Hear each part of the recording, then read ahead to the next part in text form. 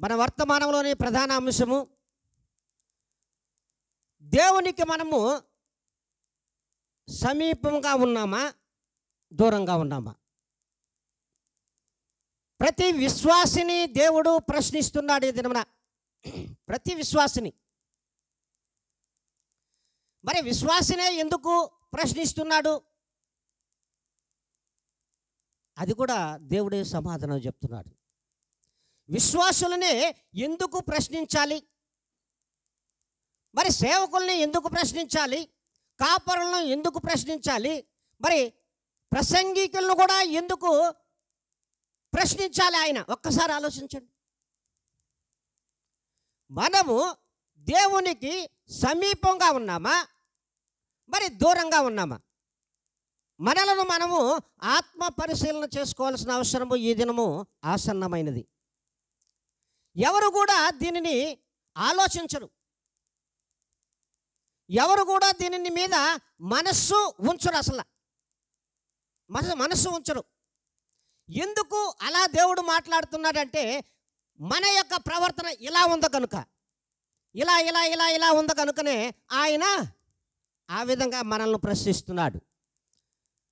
మనం ఎలా ఉన్నాము? ఇలా ఇలా పోతున్నాం.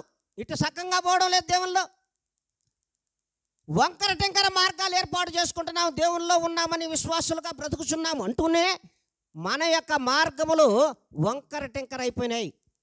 కనుకనే నీవు దేవునికి సమీపంగా ఉన్నావా లేదా దూరస్తుడుగా ఉన్నావా? ఒక్కసారి ఆలోచించండి ప్రేమైన దేవుని బిడ్డలారా. చూడండి, వాక్యం మనతో మాట్లాడుతుంది. దేవుడు సూటిగా తన యొక్క లేఖనముల ద్వారా వివిధమైనటువంటి మరి స్వార్థికుల ద్వారాను మరి ఆ దినము ప్రవక్తల ద్వారా దేవుడు స్పష్టంగా మాట్లాడుతున్నాడు. ఎఫెసీయులకు రాసిన పత్రిక 2వ అధ్యాయము 13 లేఖనం నుండి 14 వరకు. అయినను మునుపు దూరస్తులైన మీటువంటి మీరు ఇప్పుడు క్రీస్తు యేసునందు క్రీస్తు రక్తము వలన సమీపస్తులై ఉన్నారు. ఆయన మన సమాధానమై ఉండి మీకును మాకును ఉండిన ద్వేషమును అనగా విధి రూపకమైన ఆజ్ఞలు గల ధర్మశాస్త్రమును తన శరీరమందు కొట్టివేయుట చేత మధ్యగోడను పడగొట్టి మన ఉభయములను ఏకము చేశాను. హల్లెలూయా, హల్లెలూయా, హల్లెలూయా. దేవుడు స్పష్టంగా మాట్లాడుతున్నాడు. మరి నాడు మనము చాలా దూరస్తులుగా ఉన్నాం. బాగా అర్థం చేసుకోండి వాక్యం. నాడు మనము చాలా దూరస్తులుగా ఉన్నాము. మరి దేవుడు తన యొక్క రక్తము చేత మన యొక్క పాపము దోషమనే అడ్డుగోడను పడగొట్టి దేని ద్వారా పడగొట్టాడు? దేని ద్వారా పడగొట్టాడు? మన పాపమును మన దోషమును ఆయనకు మనకు ఒక అడ్డు గోడ ఉన్నది. అదే అడ్డు తెర. ఆ తెరను దేవుడు పడగొట్టాడు. దేనితో? హల్లెలూయా. దేనితో పడగొట్టాడు? దేవుని యొక్క రక్తము చేత, ప్రభువైన యేసుక్రీస్తు యొక్క రక్తము చేత దానిని పడగొట్టాడు. ఆ శిలువ మరణ యాగము ద్వారా మనకు దేవునికి మధ్యలో ఉన్నటువంటి ఆ గోడను పడగొట్టి ఉభయులను ఏకముగా ఇద్దరు కలిసి మాట్లాడుకోవడానికి ఒక ఆస్కారాన్ని దేవుడిచ్చాడు. అంతేనా? మన ఇద్దరి మధ్యలో మాటలు డైరెక్ట్గా మాట్లాడుకోవడానికి, దేవునితోను నువ్వు, నీతో దేవుడు డైరెక్ట్గా మాట్లాడుకోవడానికి ఈ అడ్డుగోడను పక్కకు నెట్టేశాడు, తీసివేశాడు, పడగొట్టాడు. అందుకే అడ్డు తెర నిలువన చీలినది. ఊరికే దేవుని వాక్యము వ్యర్థం ఎప్పుడూ కాదు, ఎక్కడా కాదు. మరి ఆ అడ్డుతెర అనే ఆ గోడను పడగొట్టి మన ఉభయలను ఏకము చేశాడు. ఏకము చేసినటువంటి మనము ఇప్పుడు దేవునితో డైరెక్ట్గా మొరపెట్టుకుంటే ఎలా ఉంటుంది? మీకు ఇంకా అర్థం చెప్పాలంటే, పూర్తిగా ఈ గోడ ఉంది, తలుపులన్నీ వేసేసారు, అవతల ఒకరు ఉన్నారు, యువతల ఒకరు ఉన్నారు. మాటలు వినబడతాయమ్మా? వినబడతాయా? వినబడవు. కిటికీ తీసేస్తే ఒకవేళ చెవిటోళ్ళు అనుకో, పెదాలన్నా కనబడతాయి. ఆ పెదాల నుంచి వచ్చే ఆ భాషను బట్టి, పెదాలు లిప్స్ మూమెంట్ని బట్టి కూడా మనము తెలుసుకోవచ్చు. అందుకే మన మధ్యలో ఉన్నటువంటి ఆ గోడను దేవుడే పడగొట్టాడు. ఆ పాపపు గోడను పడగొట్టి మన ఇద్దరను ఏకము చేయగా మనము ఏక మనస్కులైపోయినాము ఆయనతో. హల్లెలూయా, హల్లెలూయా. మరి ఆ నిర్మాణం జరిగింది ఆ దినమా. మరి ఆది కాలంలో, ఆది కాండం నుంచి మనం చూసుకున్నట్లయితే దేవుడు ఆదామును సృష్టించాడు. ఆదాముకు దేవునికి ఎలాంటి సంబంధం ఉందో ఒకసారి మీకు తెలుసు. ఎలాంటి సంబంధం ఉంది? స్నేహ బాంధవ్యం. ఇద్దరు కలిసి మాట్లాడుకునేవారు, తోటలో సంచరించేవారు. వారిరువురు కూడా దేవునిని ముఖాముఖి మాట్లాడుకోవాల్సినటువంటి ఆ యొక్క విధానాన్ని మనం చూసాం. మరి మధ్యలో ఒంటరిగా ఈ తోటలో ఇతను విడిచిపెట్టకుండా మరి ఇతనికి ఒక సాటైన సహాయకారిని ఇద్దాము అని అతను ఏం చేశాడు? అతని నుండి ఒక నారిని సృజింపజేశాడు. సింపుల్గా వెళ్దాం. ఇక్కడే వచ్చింది పెద్ద లిటిగంటి వ్యవహారం. ఇక్కడే వచ్చింది. ఇక్కడ మన పితరురాలైనటువంటి అవ్వ చేసినటువంటి ఆ యొక్క పాపము చేత మరలా అడ్డుతెర పడిపోయింది. బాగా ఆలోచించండి. ఆమె చేసినటువంటి ఆ పాపము చేత మరణానికి దేవుడు అప్పగించాడు. మరి ఇప్పుడు నిన్నటి వరకు మన ఇద్దరం ఎలా ఉన్నాం? అన్యోన్య సహవాసం. సంఘంలో ఉన్నటువంటి ప్రతి బిడ్డ కూడా అన్యోన్య సహవాసము కలిగి ఉండండి అని దేవుడు అందుకన్నది. మరి ఈ దినము మరి అవ్వ ఆదాము ఇరువురు, అవ్వ వల్ల ఆదాము పాపములో పడడం, ఇరువురి పాపము వలన ఈ పాపము దేవునికి మనకి ఏమైపోయింది? అడ్డైపోయింది వాళ్ళిద్దరి మధ్యలో. బాగా ఆలోచించుకోండి. ఈ అడ్డైనప్పుడు నాటి నుండి దేవునికి వీరు దూరస్తులైపోయారు. హల్లెలూయా. దేవునికి దూరస్తులైపోయారు. బాగా గమనించండి మీరు. వీరిరువురు ఆ దినము నుండి దేవునికి దూరస్తులుగా ఏర్పాటు కాబడ్డారు. ఏర్పాటు కాబడినా వారిని వారు ఆ దినము సమర్థించుకున్నారు, ఒప్పుకోలే తప్పుని. హల్లెలూయా, హల్లెలూయా. తప్పుని ఆ దినమున మేము చేసింది తప్పు అని ఆదాము ఒప్పుకోలే, అవ్వ కూడా ఒప్పుకోలేదు. మీరు బాగా లేఖనంలో చదవండి. అవ్వ ఒప్పుకోలేదు, ఆదాము కూడా ఒప్పుకోలేదు. ఏం ఆదాము ఏమి పని చేసావంటే ఏమన్నా తెలుసా? అయ్యా నువ్వు ఇచ్చావు కదా అవ్వను నాకు తోడు, ఆమె తెస్తే నేను తిన్నా అంటే కప్పిపుచ్చుకున్నాడు. తన తప్పుని కప్పిపుచ్చుకుంటున్నాడు. అవ్వ ఏం చెప్పింది? అదిగో ఆ అపవాది శోధన వల్ల నేను తిన్నాను అన్నదే, కానీ నేను తిన్నది, నేను చేసినది నీ మాట ప్రకారం నేను అడవకపోవడం నేను చేసిన తప్పు అని ఆ దినమున ఇద్దరు ఒప్పుకుని ఉంటే పరిస్థితి ఎలా ఉంటుందో ఒకసారి ఆలోచించండి. పరిస్థితి ఎలా ఉంటుంది? బాగా ఆలోచించండి. మరి ఈ దినమున సంఘములలో బిడ్డలు కూడా వీరికి కూడా ఇది సాదృశ్యమైనటువంటి మాటే. ఎవరు చేసిన తప్పుని వారి కప్పిపుచ్చుకుంటూనే ఉన్నారు, కానీ సహోదర సంబంధము కానీ, స్నేహ సంబంధము కానీ, ఆత్మీయ సంబంధము కానీ సంఘములలో లేదు అనడానికి ఇది గొప్ప నిదర్శనం. నీ పట్ల నేను చేసింది తప్పే, నన్ను క్షమించు అనగలిగిన గణములు విశ్వాసులలో ఎవ్వరికీ లేవు. సర్వసార్వత్రిక సంఘములలో, సర్వసార్వత్రిక సంఘములలో ఎక్కడ కూడా కనిపించవు. ఆదాము అవ్వల నాటి నుండి మనము దేవునికి దూరస్తులుగా జరిగిపోయాం. దూరస్తులుగా జరిగినటువంటి మనలను మరలా ఏకము చేయడానికి, తనలో ఐక్యము చేయడానికి మరలా నోవాహును మరి ఆ కుటుంబమును చేరదీశాడు దేవుడు. ఆ కుటుంబంలో ఒక నెమ్మది తత్వం, వారిలో భక్తి భావం, దేవుడంటే భయము, యథార్థత, నీతి, ఈ యొక్క లోక భూయిష్టమైనటువంటి దుష్టత్వములన్నీ వారిలో లేవు కనుక దేవునికి ఎప్పటికప్పుడు తన పాపములు ఒప్పుకుంటున్నాడు కనుకనే అతని నెమ్మదస్తుడుగా, దేవునికి నిదానస్తుడుగా, అతని యందు నిందారహితుడుగా ఆ దినమున ఆ వ్యక్తి నోవాహు కనిపించాడు.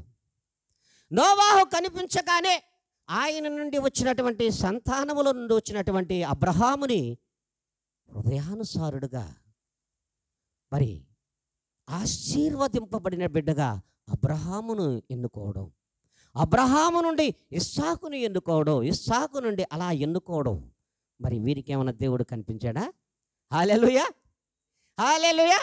బాగా చూడండి లేఖనములలో. నోవాహు కనిపించాడమ్మా, కనిపించాడా? నోవాహుకు దేవుడు కనిపించాడా? స్వరము మాత్రమే. హల్లెలూయా, హల్లెలూయా. మరి ఆ దినము ఆదాముకు దేవుడు కనిపించాడా లేదా? చెప్పాలి, ఇప్పుడు మీరు చెప్పాలి. దేవుడు ముఖాముఖి మాట్లాడుకుంటున్నారు. దేవునితో ముఖాముఖి మాట్లాడుకుంటుంటే స్నేహ సంబంధము, ఆ బాంధవ్యము మరి ఎక్కడ విడగొట్టింది? ఎవరు విడగొట్టారు? బాగా ఆలోచించాలి, బాగా లేఖనం ఆలోచించండి. ఎవరు విడగొట్టారు? ఎవరు కారణమయ్యారు? ఎవరు ఎందుకు విడిపోవలసి వచ్చింది? దేవుని నుండి బాంధవ్యము తెగి దూరస్తులుగా మారవలసి వచ్చింది. మన అక్క, మన పితరురాలు. మరి చూడండి, ఎక్కడ లోపభూయిష్టంగా ఇరువురు జీవితాలు మారిపోతున్నాయో ఒక్కసారి జ్ఞాపకం చేసుకోండి. ఒకరు చేసిన తప్పు వలన లోకమంతా పాపములో మునిగిపోగా మరలా ఆ ఒకరి నుండే లోకమంతా రక్షణ పొందింది. హల్లెలూయా, హల్లెలూయా. మరి దేవుడు స్పష్టంగా మాట్లాడినటువంటి మాటలు అవి. ఆనాటి నుండి కూడా ఎవ్వరికి కూడా దేవుని యొక్క దర్శనము కలగలేదు, అబ్రహాముకు తప్ప. హల్లెలూయా, హల్లెలూయా. అబ్రహాము తప్ప. మరి అక్కడి నుంచి ఇస్సాకు ఏమైనా దర్శనం వచ్చిందా? ఏది? మరి యాకోబుకేమన్నా దర్శనం వచ్చిందా? లేదే. ఎప్పుడు వచ్చింది? తన తప్పులు ఒప్పుకొని పెనుగులాడడం వలన ఆయనకు దేవుని యొక్క దర్శనమును వచ్చి, ఈ దినము నుండి నువ్వు యాకోబు కాదు ఇజ్రాయేలు అనబడదు అన్నాడు. మరి ఎంత టైం పడుతుందో చూడండి. మన జీవితాలలో ఆ యొక్క విధానము లేకుండానే మన పితరుల నాటి ఆశీర్వాదము మనము పొందుకోవడం వలన నిన్ను, నన్ను, సర్వసార్వత్రిక సంఘములలోని విశ్వాసులందరినీ కూడా సమీపస్తులుగా దేవుడు ఏర్పాటు చేసుకుంటే ఇంకా మనము ఈ లోకంలో దూరస్తులుగా జరిగిపోతున్నాం. సమీపస్తులు కావాలి, సమీపస్తులుగా నేను దేవునికి ఉండాలి, దేవునితో ఉండాలి, దేవునితో నేను ముఖాముఖి మాట్లాడగలిగినటువంటి ఆ దర్శనమును చూడాలని ఏ విశ్వాసి కూడా ఆకాంక్షించడం లేదని దేవుని వాక్యం సెలవిస్తుంది. ఏ విశ్వాసి కూడా. మరి ఎందుకు దూరస్తులుగా మిగిలిపోతున్నారు? యథార్థత లేదు, వాక్యములో సత్యత లేదు, సువార్త ప్రకటించటంలో నిజాయితీ లేదు, నీతి లేదు. ఎందుకు సార్ ఇలా చెప్తున్నారు? నిజమే. ఇదిగో నా ఛానల్ని వీక్షించు, నా వాక్యముని ఎత్తుకో, నా వాక్యమును నువ్వు పట్టుకో, ఫోన్ పేమెంట్ నాకు కొట్టుకో. హల్లెలూయా, హల్లెలూయా. ఇది జీవితాలు, ఇవి కాదు. దేవుడు అడుగుతున్నది ఇది కాదు. యథార్థత, సత్యవాక్యము, నీతి, ఇవి కావాలి. అది మనలో ఉందా? విశ్వాసులలో ఉందా? ఆలోచించండి. లేదు. మరి అందుకే దేవుడు స్పష్టంగా తెలియజేస్తున్నాడు, నాటి కాలము నుండి యేసుక్రీస్తు కాలము నాటి వరకు కూడా డైరెక్ట్గా సమీపస్తులుగా ఎవరూ లేరు. సమీపస్తులుగా వచ్చిన ప్రభు అయిన యేసుక్రీస్తు వారు మనుషులకు సమీపస్తుడుగా వచ్చాడు. మనుషులను సమీపస్తులుగా చేర్చుకున్నాడు. ఆ సమీపస్తులను డైరెక్ట్గా ముఖాముఖి నాతో మాట్లాడండి అని డైరెక్ట్గా మనకు ఆయన ఆదేశించాడు. అందుకే ఆ అడ్డుగోడను తొలగించి ఆ మోక సైగల నుంచి డైరెక్ట్ సైగలతో నువ్వు మాట్లాడు, డైరెక్ట్గా నీ పాపాన్ని విడిచిపెట్టు, డైరెక్ట్గా నువ్వు ఒప్పుకో, నువ్వు కప్పుకోబాక, డైరెక్ట్గా నా దగ్గర ఒప్పుకో. ఒప్పుకున్న నీవు నీ యొక్క సహోదరులతోనూ సహోదరీలతోనూ ఏ యొక్క మధ్యలో ఈ యొక్క తేడా గోడ ఉందో ఆ గోడను తొలగించుకొని మీలో మీరు మాటలు కలుపుకొని మీలో ఐక్యత కలిగి ఉండగలిగిన నాడు దేవుడు మీకును మాకును సమీపస్తులుగా ఉంటాడని దేవుని వాక్యం సెలవిస్తుంది. మీ మధ్యనే మీరు ఒకరి మధ్యలో గోడలు కట్టుకుంటా పోతూ ఉంటే సంఘము ఐక్యత కలిగేది ఎలా ఉంటుందో ఒక్కసారి ఆలోచించండి.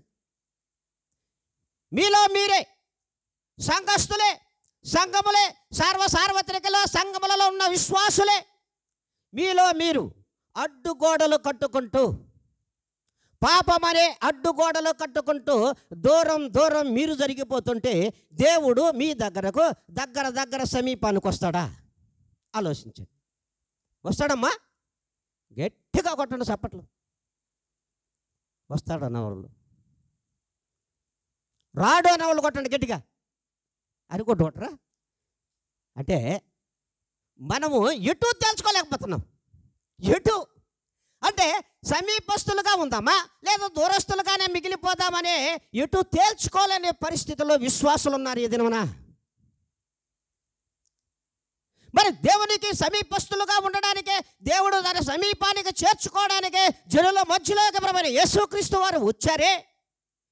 మరి ఆ యేసుక్రీస్తు వారు మన పాపములన్నీ కడిగి ఆయన శిలువ మ్రానులో కొట్టివేశాడే. మరి ఈ దినమున మనం దేవునికి సమీపస్తులుగా ఉండాలంటే మన సహోదరులలో ఉన్నటువంటి సంఘములలో ఉన్నటువంటి ఐక్యతను మరలా విరిపింపచేయాలి, దానిని వికసింపజేయాలి. సంతోషమనే ఆ యొక్క పుష్పము ద్వారా, ప్రేమ ద్వారా. మరి అది ఉన్నదో ఒకసారి పరిశీలించుకోండి. ఇంకా మనం దూరస్తులుగా ఉంటే సమీపస్తులు ఎప్పుడు అవుతాం? ఎప్పుడు సమీపస్తులుగా మనం జీవిస్తాం? ఆలోచించండి. మరి చూడండి, ఈ సమీపస్తులు ఏ విధముగా ఉంటారంటే గలతీయులకు రాసిన పత్రిక 3వ అధ్యాయము 26-27 లేఖనములు. యేసుక్రీస్తునందు మీరందరూ విశ్వాసము వలన దేవుని కుమారులై ఉన్నారు. క్రీస్తులోనికి బాప్తిస్మము పొందిన మీరందరూ క్రీస్తును ధరించుకొని ఉన్నారు. హల్లెలూయా, హల్లెలూయా, హల్లెలూయా చెప్పరా? మరి దేవుడు అడుగుచున్నాడు, నాకు కాదు మీరు చెప్పేది. మీరు హల్లెలూయా చెప్తున్నారంటే దేవునికి చెప్తున్నారు. అయ్యా, మేము ఇప్పటి నుండి అయినా సరే మీలో గట్టివాడిగా ఉండాలి, మీలో మేము ఐక్యం కలిగి జీవించాలి అని ఆ యొక్క విధానం మనలో ఉండాలంటున్నాడు. మరి ఎందుకు లేకుండా పోతుంది అలాగా అంటే అక్కడే చెప్పేశాడు, యేసుక్రీస్తునందు మీరందరూ విశ్వాసం వలన దేవుని కుమారులు కుమార్తెలు అయిపోయారు. ఏ విశ్వాసం వలన? ప్రభువైన యేసుక్రీస్తు నిజమైన దేవుడు, ఆయన నేను సొంత రక్షకుడుగా అంగీకరించుచున్నాను కనుకనే ఏ దినమనే నేను బాప్తిసం పొందుతున్నాను కనుక ఆయన రక్తముతో కడగబడిన మీరందరూ కూడా కుమారులు కుమార్తెలే. మీరందరూ కూడా కుమారులు కుమార్తెలే. మరి ఈ కుమారులు కుమార్తెలు తండ్రికి సమీపంగా అంటారా, దూరంగా వెళ్తారా? గట్టిగా కొట్టండి చప్పట్లు. సమీపంగా ఉన్న వాళ్ళు అన్నారు. మరి దేవుడు స్పష్టంగా తెలియజేస్తున్నాడు, మీరందరూ కుమారులు కుమార్తెలై ఉన్నారమ్మా. ప్రతి సార్వత్రిక సంఘములలో ఉన్నటువంటి బిడ్డలందరూ, విశ్వాసులందరూ కూడా మీరు విశ్వాసం వలన క్రీస్తును ధరించుకొని ఉన్నారు కనుక, క్రీస్తుకు కుమారులు కుమార్తెలుగా మీరు ఉన్నారు కనుకనే మీరు అతి సమీపస్తులుగా ఉండాలి అంటున్నాడు. మరి అంత సమీపస్తులుగా మనం ఉంటున్నామా? ఒక్కసారి ఆలోచించాలి. మీరు ఆయన రక్తంతో కడగబడిన తర్వాత మీ విశ్వాసం మూలముగా ఆయన కుమారులు కుమార్తెలుగా మీరు మారిన తర్వాత ఇంకనూ మేము దూరస్తులుగానే ఉంటాము, ఇంకనూ దూరస్తులుగానే ఉంటాము. సమీపస్తులం ఎందుకు కాలేకపోతున్నామని ఏ దినమైనా సరే విశ్వాసి ఆలోచించాడా? ఏ దినమైనా సరే మనమైనను ఆలోచించామా? ఒక్కసారి జ్ఞాపకం చేసుకోవాలి. మనలను మనం పరిశీలించుకోండి. ఎందుకంటే మనము క్రీస్తుకు అతి సమీపస్తులుగా ఉన్నటువంటి విశ్వాసులందరూ కూడా ఆయన కుమారులు కుమార్తెలే. మీలో మీరు కొట్టుకుంటే, విశ్వాసులలో విశ్వాసులు ఒకరి మీద ఒకరు మాటలు మరి చేష్టలతో మీరు దూరస్తులుగా మిగిలిపోతుంటే ఏ దినము సమీపస్తులు అవుతారు?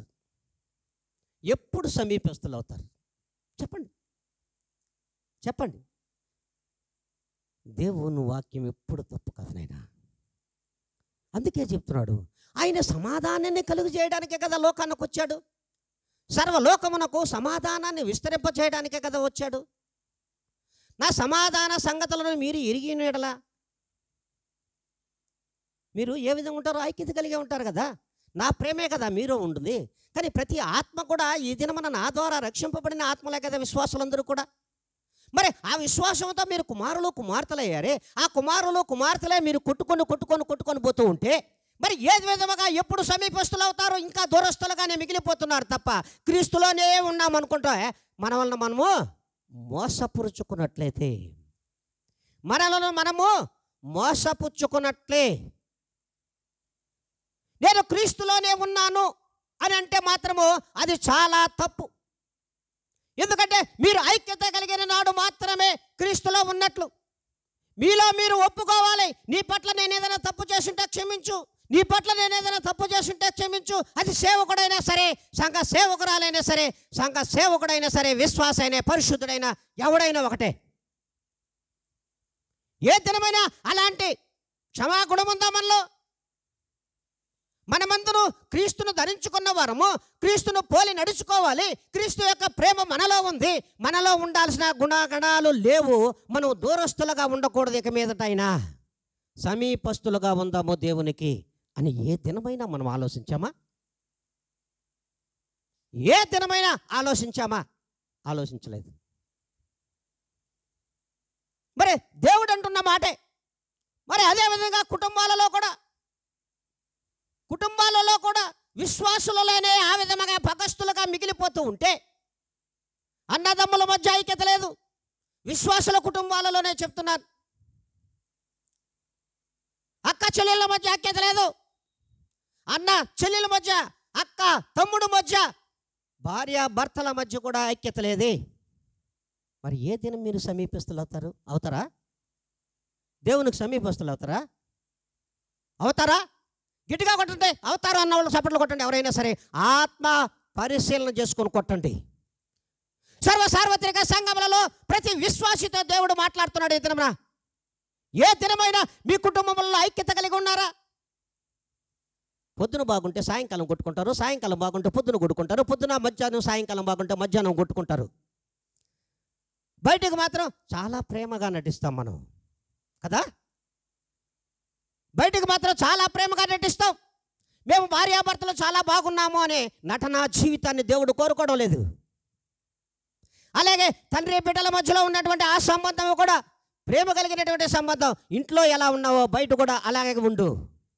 అప్పుడు దేవుడికి సమీపస్తుడు నువ్వు. కానీ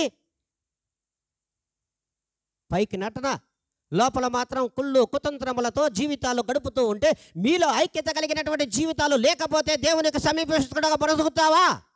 ప్రియమైన దేవుని బిడ్డ, బ్రతుకుతావా? బ్రతుకులేవు. సమీపస్తుడుగా ఉండలేవు, అంతే. దూరస్తుడుగానే మిగిలిపోతావు, దూరంగానే జరిగిపోతావు. తీసుకుపోవడం నరకంలో పడేస్తాడు.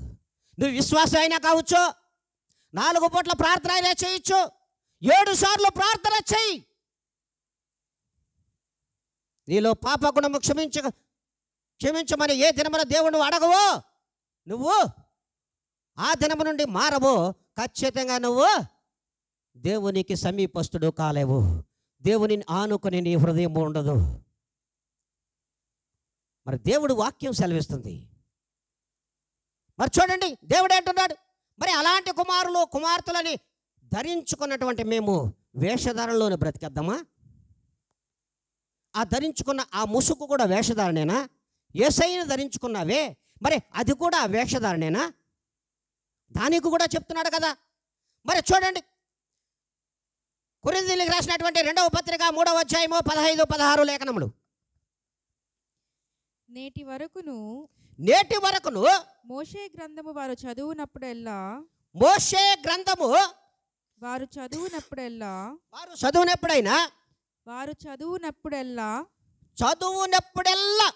ముసుగు వారి హృదయముల మీద నున్నది గాని, ముసుగు వారి హృదయముల మీద ఉన్నది గాని, వారి హృదయము ప్రభువు వైపునకు ఎప్పుడు తిరుగునో అప్పుడు ముసుగు తీసివేయబడును. హల్లెలూయా, హల్లెలూయా. ఏమైనా అర్థమైందా? ఏమైనా అర్థమవుతుందమ్మా? ఏం అర్థమైంది నాయనా? ఏమైనా అర్థమైందా? దేవుడు సార్వత్రిక సంఘములతో మాట్లాడుతున్నాడు, మన సంఘంతోనే కాదు. నిజం. చూడండి, స్పష్టంగా తెలియజేస్తూ ఉన్నాడు ఆయన. నేటి వరకును మోషే గ్రంథము వారు చదువునప్పుడెల్లా ముసుగు వారి హృదయముల మీద ఉన్నది. హల్లెలూయా, హల్లెలూయా. మోషే గ్రంథము చదువుచున్నప్పుడల్లా కూడా, ధర్మశాస్త్రం నువ్వు చదువుచున్నప్పుడల్లా ఏముంది? దేవుని ముసుగును ధరించుకున్నాను అనేది స్పష్టంగా అర్థమవుతుంది. ఆ ముసుగులో మాత్రమే నేను ఉన్నాను అనేది అర్థమవుతుంది. కానీ అందుకే చెప్పాడు,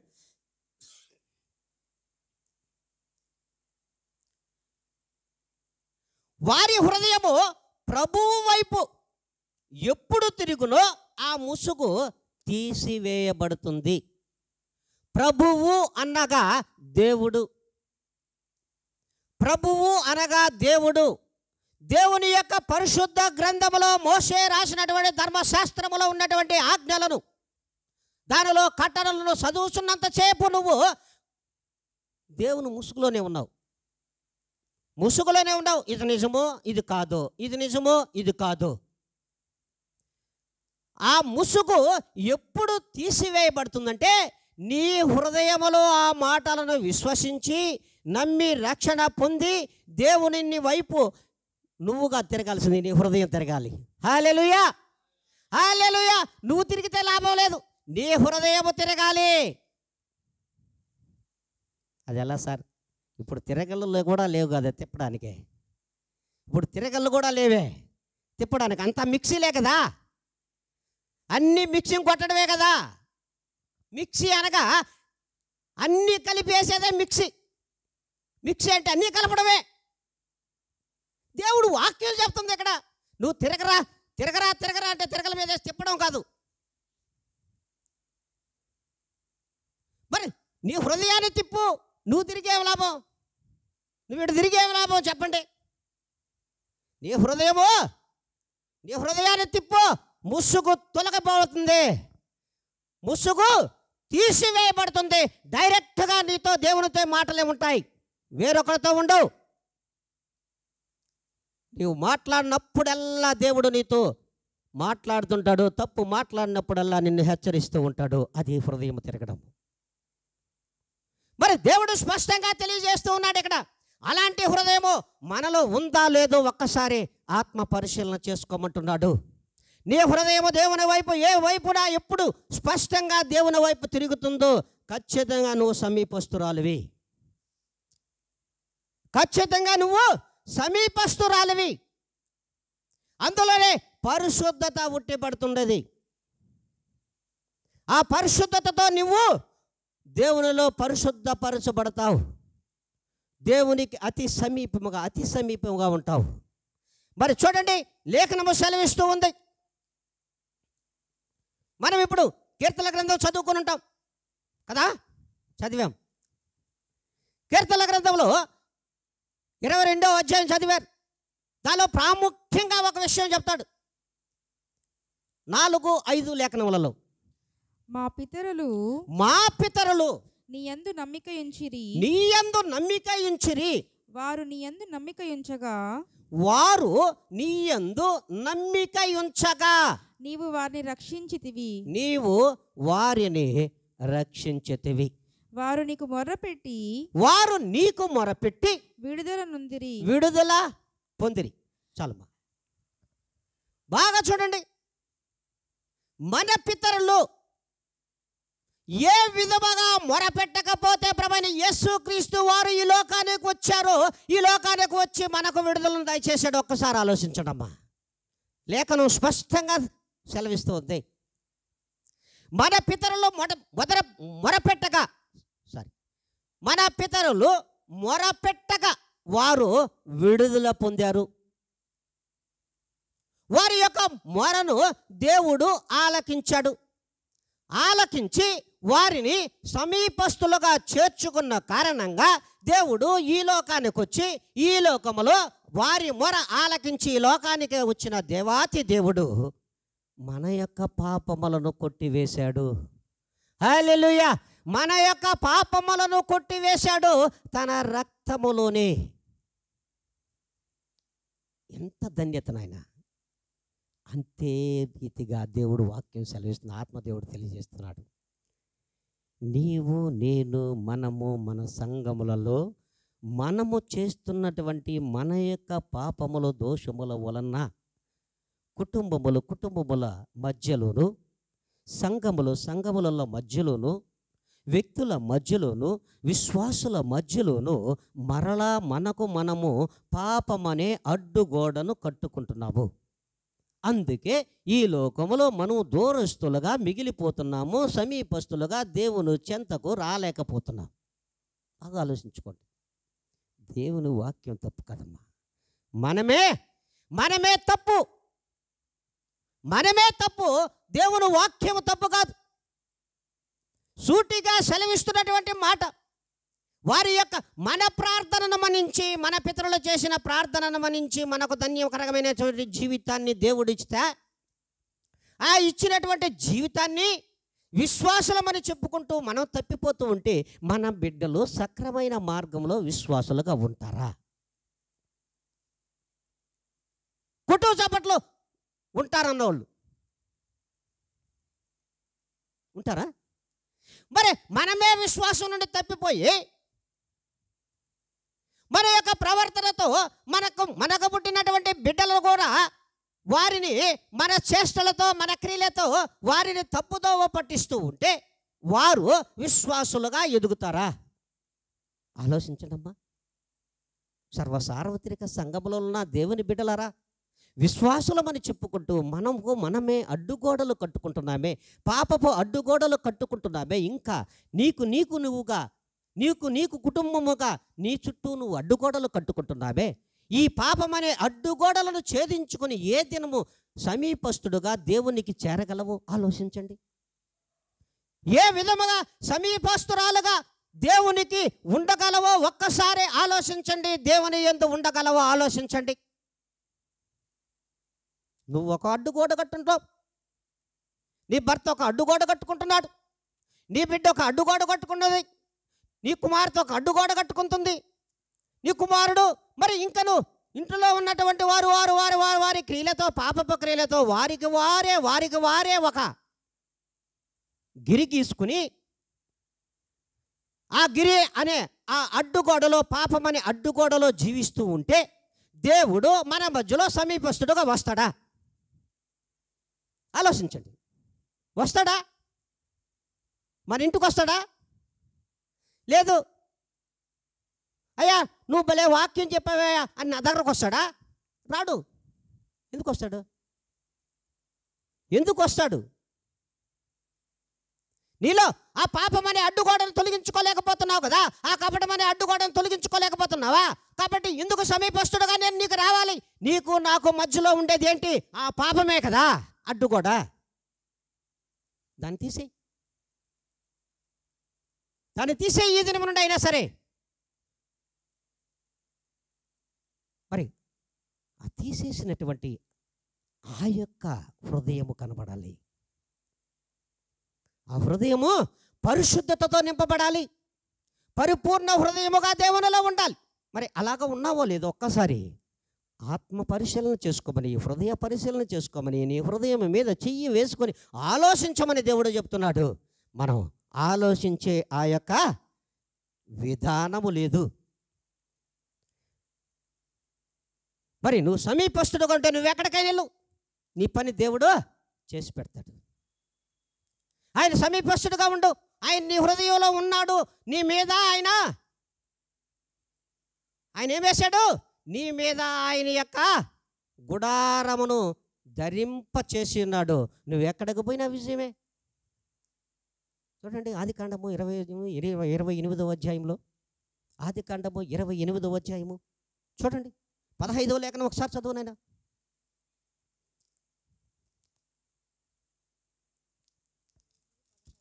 ఆదికాండము 28వ అధ్యాయము 15వ లేఖనం. ఇదిగో ఇదిగో నేను నీకు తోడై ఉండి, నేను నీకు తోడయుండి, నీవు వెళ్ళు ప్రతి స్థలమందు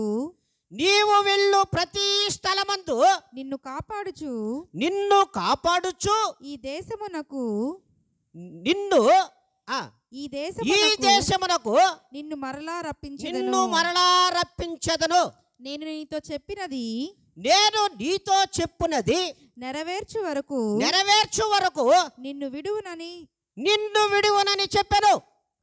హల్లెలూయా, హల్లెలూయా. చూడండి ఎంత సమీపస్తుడుగా ఆ దినం యాకోబు ఉన్నాడు. ఒకసారి ఆలోచించండి. మనకందరిలో ఉన్నటువంటి ఒక లక్షణము ఏమి కనబడుతుందంటే, యాకోబు అనగా ఒక మోసగాడుగానికే అందరిగా కనబడుతున్నాడు. అంతే కదా? అంతే కదమ్మా? చెప్పండి చెప్పండి. చిన్నపిల్లలు మాట్లాడవద్దు. మరి చూడండి యాకోబు అనగా ఎవరికి కనబడతాడు? ఏం కనబడతాడు చెప్పండి? ఏం కనబడతాడు అందరికీ? బైబిల్ గ్రంథం చదువుతుంటే యాకోబు అంత మోసగాడు లేదు అంటాడు. మరి యాకోబుకి తన జ్యేష్ఠత్వాన్ని అమ్మేశాడే.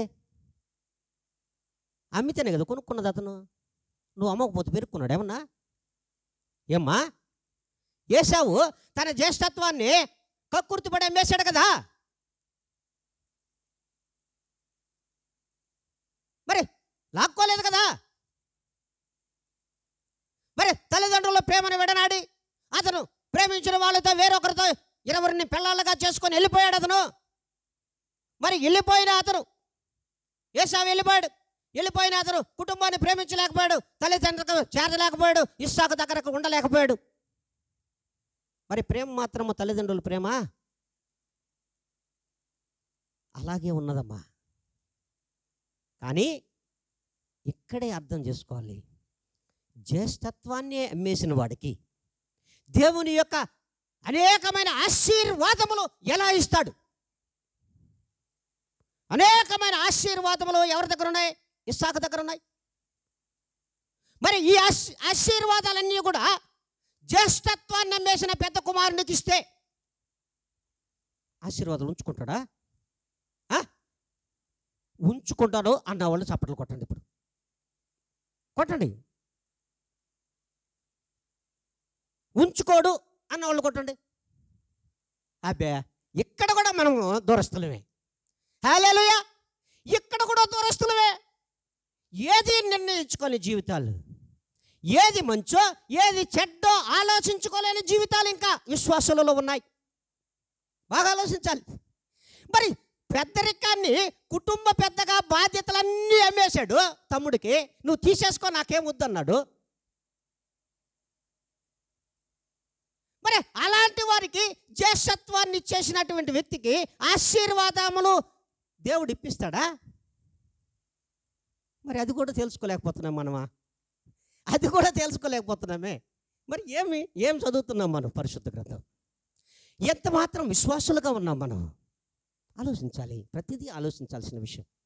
పరిశుద్ధ గ్రంథంలో వస్తున్నటువంటి ప్రతి మాట కూడా, ఒక లేఖనము కూడా తప్పు కాదు.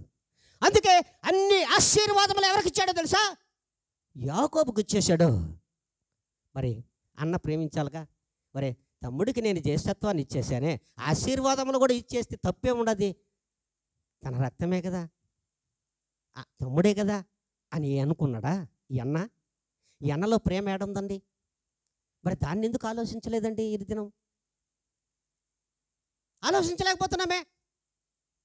మరి ఆశీర్వాదములన్నీ తీసుకున్న తర్వాత ఎక్కడున్నా వేసేయాలని వెంటపడ్డాడు కదా.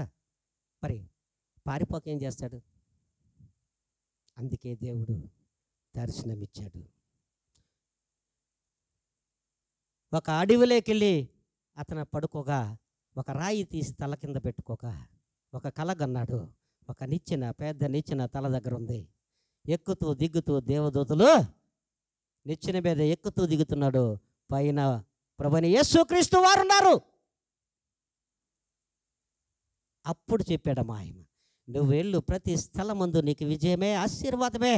తిరిగి మరలా నీ దేశమునకు నువ్వు తిరిగి వస్తావు. నా ఆశీర్వాదములు నీ తండ్రి మీద, పితరుల మీద ఎలా ఉన్నాయో అదే రీతిగా నీ మీద ఉన్నాయన్నాడు. మరి ఆ రీతిగా మనం ఉన్నామా? ఆ తల్లిదండ్రుల కోవలో ఉన్నామా? లేకపోతే ఉన్నామా? ఆలోచించుకోండి. ఎట్టు తిరిగినా మనము దూరస్తులుగానే కనబడతాం కదా. ఎట్టు తిరిగినా సమీపస్తులుగా లేం కదా. అయినా కూడా అన్నకు కూడా ఒక ఆశీర్వాదం ఇచ్చాడు. ఏసావు కూడా ఒక ఆశీర్వాదం ఇచ్చాడు. అదే పరిశుద్ధ గ్రంథంలో స్పష్టంగా తెలియజేశాడు. అరే బాబు, నీ తమ్ముడు కాడిని విరిచే ఆ యొక్క గుణాన్ని, ఆశీర్వాదాన్ని నీకు ఇచ్చా. ఈ ఒక్కటే ఇచ్చాడు. చివరికి యాకోబు తిరిగి స్వదేశానికి వచ్చినప్పుడు ఆ ఏసావుకి ఇచ్చినటువంటి ఆ వాగ్దానము చేత తమ్ముడిని ఎదుర్కొని ప్రేమించాడు. హల్లెలూయా! ప్రేమించాడు. తన తప్పులన్నిటినీ కూడా కొట్టివేశాడండి. అదండి దేవుని యొక్క ఆశీర్వాదం. మరి తన తప్పులన్నీ ఒప్పుకున్నాడు. ఎక్కడ? పెనుగులాటలో ఒప్పుకున్న తర్వాత అన్న దగ్గర ఎదురు వస్తే తమ్ముడు భుజాలు కలిపి ఆనంద స్వాగతం పలికాడమ్మా. మరి ఈ దినము మన తప్పులు ఒప్పుకుంటున్నామమ్మా. సంఘాల్లో సహోదరుల మధ్యలో ఒప్పుకుంటున్నామమ్మా? లేదు, సహోదరుల మధ్యలో ఒప్పుకుంటున్నామమ్మా? విశ్వాసులందరూ కలిసి ఒప్పుకుంటున్నారమ్మా? ఏ దినమైనా కనీసం వందనాలు చెప్పుకుంటున్నారా? సంఘాలలో సార్వత్రిక సంఘములలో ప్రైజ్ ది లార్డ్ అమ్మా అని ఏ దినమైనా వందనాలమ్మా అని చెప్పుకుంటున్నారా? ఉన్నదా? ఎవరు చెప్పుకుంటున్నారమ్మా? ఆలోచించండి అమ్మా. మిమ్మల్ని మీరు ఆత్మద్రోహం చేసుకోవద్దమ్మా. ఆత్మద్రోహంతో బ్రతకొద్దు. యథార్థమైనటువంటి విశ్వాసము చేత జీవించమని దేవుడు అంటున్నాడు. అప్పుడే నువ్వు సమీపస్తుడివి. అందుకే ఆ సమీపస్తుడైనటువంటి యాకోబుకు అంత గొప్ప ఆశీర్వాదం ఇచ్చిన దేవుడు నీకివ్వడా?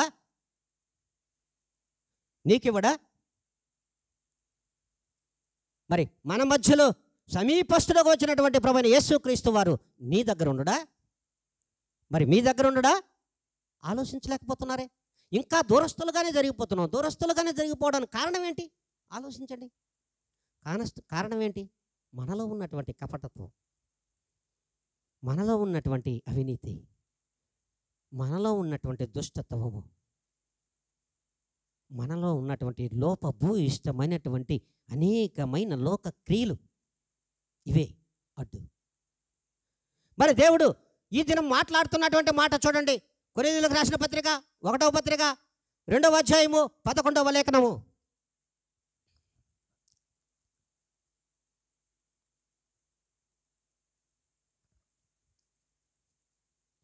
ఒక మనుష్యుని సంగతులు అతనిలోనున్న మనుష్యాత్మకే గాని మనుష్యులలో మరి ఎవరికి తెలియను. మనుష్యులలో ఎవరికి తెలియదు. అలాగే దేవుని సంగతులు దేవుని యొక్క సంగతులు దేవుని ఆత్మకే గాని మరి ఎవరికి తెలియదు. చాలమ్మా. ఈ లోకంలో మనం మనుషులుగా జీవిస్తూ ఉన్నాం కదా. అంటే దేవుని ఆత్మ మనల్ని లేనట్టే కదా. అంత అర్థం ఉంది అందులో. మనుష్యుని యొక్క ఆత్మ మనుష్యునికే కానీ వేరొకరికి తెలియదు.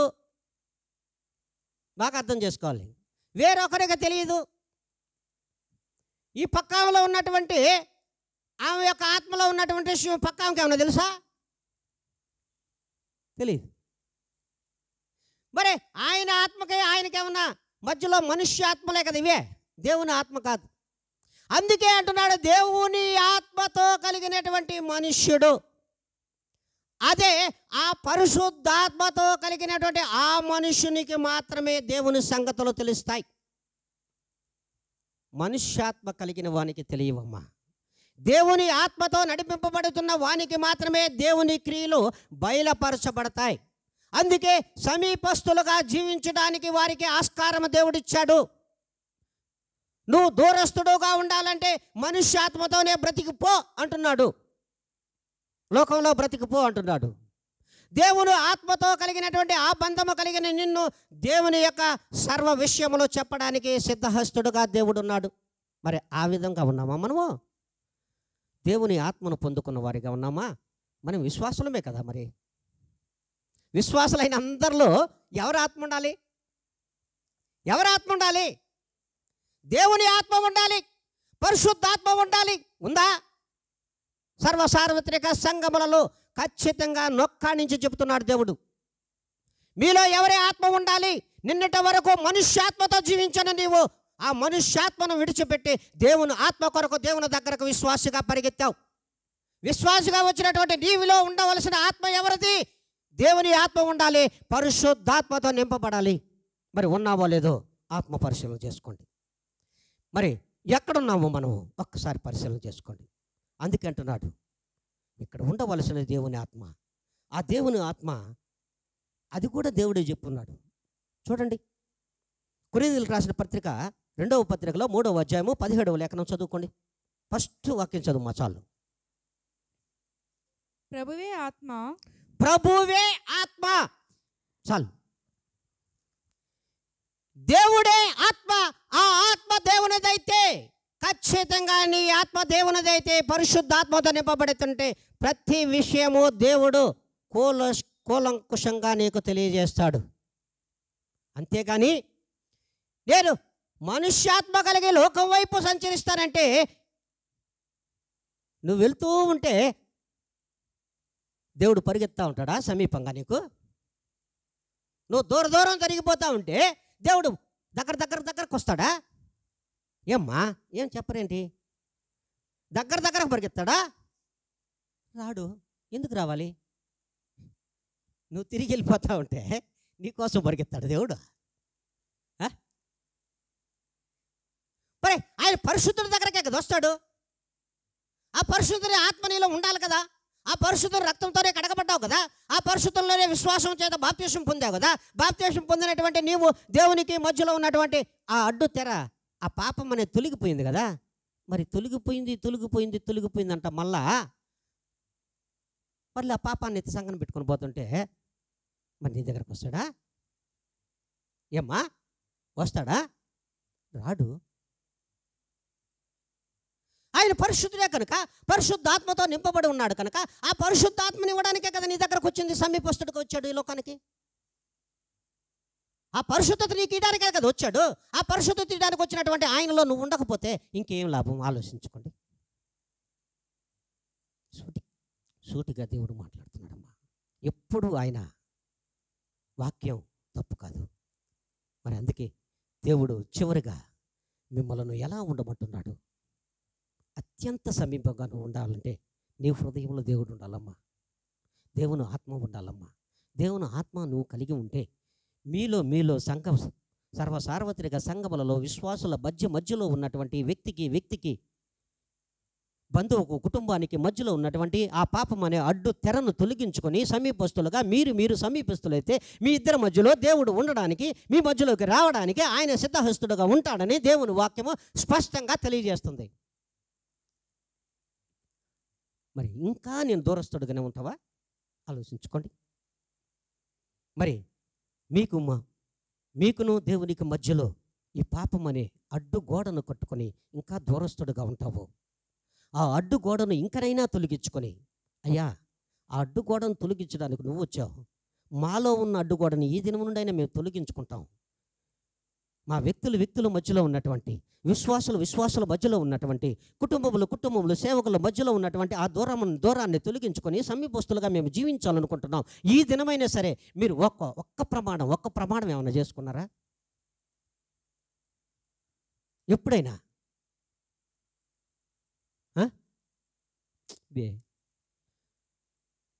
నేను ఒక మాట చెప్తా, అందరూ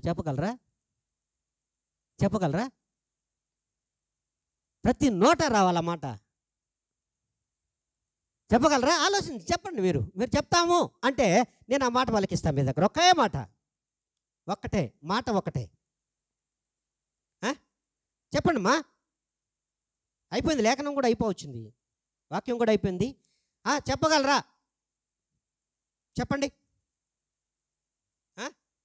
మేము చెప్పలేము పో సార్ అంటారా?